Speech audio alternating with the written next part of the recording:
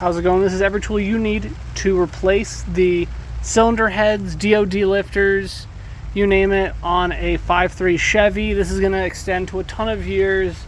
Probably 90% of the DoD lifter engines, they really haven't changed them a terrible lot. Oh, that doesn't belong in here. We didn't use that.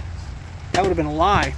But everything you're going to need a 1/2-inch ratchet with a long handle and a 15 mil. I used a reducer so that I could go to my 15 3/8.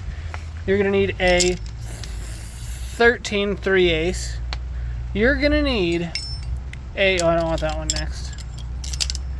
A 10 3/8, a short extension, a slightly longer extension. I used this, but I didn't need to use this.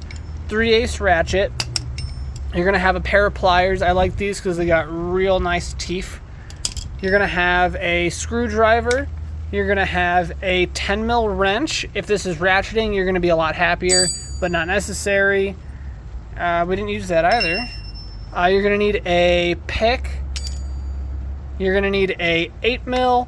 You're going to need a pry bar. And then you can use the fuel disconnect tool. I just used 2 picks and picked it off, but that's the only special tool that you might need to get this cylinder head done. And then for reassembly, you are going to need that torque wrench to get those bolted down correctly. But that's, and a scraper for preparing the surfaces as long as they're straight and flat. But that's every tool you need to do the cylinder head. The DoD lifters on a Chevy 5.3. Thanks so much for joining us. This is Nomad Mobile Maintenance and Repair.